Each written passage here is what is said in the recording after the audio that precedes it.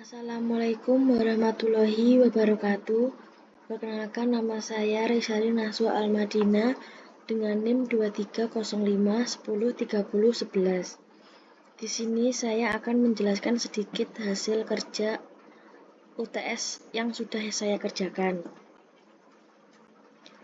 Untuk judul kasusnya yaitu analisis sistem dinamis pada overload rumah sakit. Yang pertama, definisi sistem dinamis. Sistem dinamis adalah sistem yang berubah dari waktu ke waktu akibat adanya hubungan antara variabel yang saling mempengaruhi. Pada kasus overload rumah sakit, perubahan jumlah pasien, kapasitas tenaga medis, jumlah tempat tidur, waktu pelayanan, dan tingkat kelelahan tenaga kesehatan akan terus berubah dan mempengaruhi kondisi rumah sakit secara keseluruhan. Komponennya ada 4, yaitu pasien masuk, tempat tidur, tenaga medis, waktu pelayanan, fasilitas medis, antrian, kelelahan tenaga medis, dan kualitas pelayanan.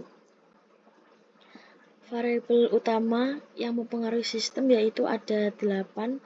Yang pertama, jumlah pasien masuk, yang kedua, jumlah tenaga medis, yang ketiga, kapasitas ruang rawat inap, yang keempat, tingkat okupansi tempat tidur, yang kelima, kecepatan pelayanan, yang keenam, waktu tunggu pasien, yang ketujuh, tingkat kelelahan tenaga medis, dan yang terakhir yaitu kualitas pelayanan. Ada 7 pola perilaku sistem dari waktu ke waktu. Yang pertama yaitu kondisi awal normal, yang kedua jumlah pasien meningkat, yang ketiga kapasitas mulai penuh, yang kelima waktu tunggu meningkat, yang kelima tenaga medis kelelahan, yang keenam kualitas pelayanan menurun, yang ketujuh pasien menumpuk overload semakin parah.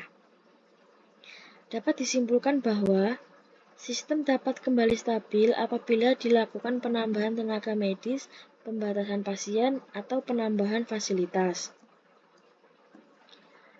Ada 2 faktor yang saya temukan, yaitu yang faktor pertama, faktor internal. Ada 4, lalu yang pertama jumlah tenaga medis terbatas, kurangnya fasilitas rumah sakit, lambatnya pelayanan, yang keempat sistem manajemen rumah sakit. Faktor eksternal, lonjakan penyakit menular, jumlah penduduk meningkat, yang keempat bencana alam, yang kelima pandemi, yang terakhir kebijakan pemerintah.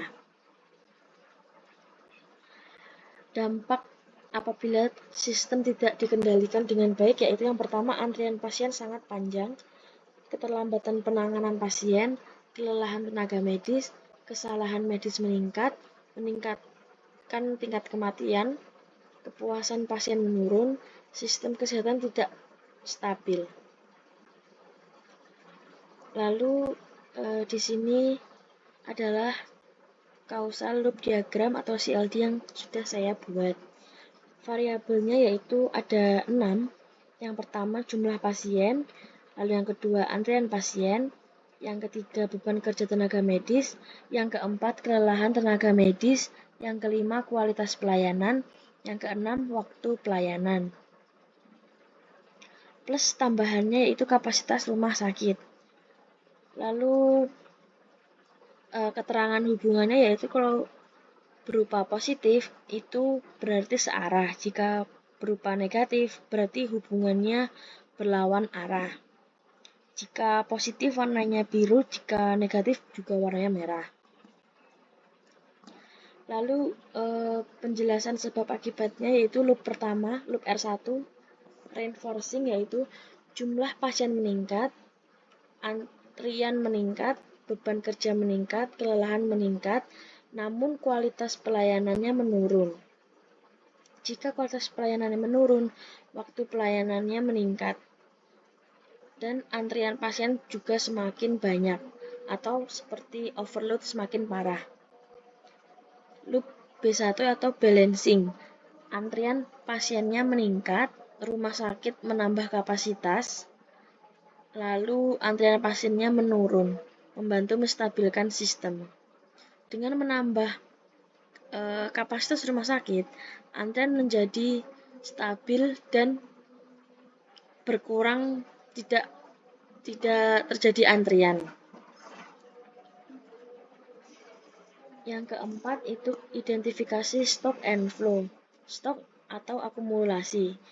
Yang pertama, jumlah pasien dirawat, kapasitas tempat tidur terisi, tingkat kelelahan tenaga medis, antrian pasien. Inflow sama dengan menambah. Pasien masuk, pasien rawat inap sama dengan terisi. Jam kerja tinggi, yaitu lalu pasien datang atau menunggu. Outflow-nya sama atau mengurangi. Pasien pulang, pasien keluar atau terlepas. Waktu istirahat recovery, pasien dilayani atau keluar antrian. Analisis dari stock and flow yaitu jika inflow atau pasien masuk lebih besar dibanding outflow atau pasien keluar atau terlayani, maka stok seperti jumlah pasien dirawat dan antrian pasien akan terus meningkat sehingga terjadi overload. Sebaliknya, jika pelayanan dipercepat dan kapasitas ditingkatkan, maka outflow meningkat dan antrian dapat berkurang. Yang kelima yaitu rekomendasi kebijakan. Kebijakan yang pertama yaitu menambah tenaga medis sementara. Yang kedua, menambah kapasitas ruang rawat inap.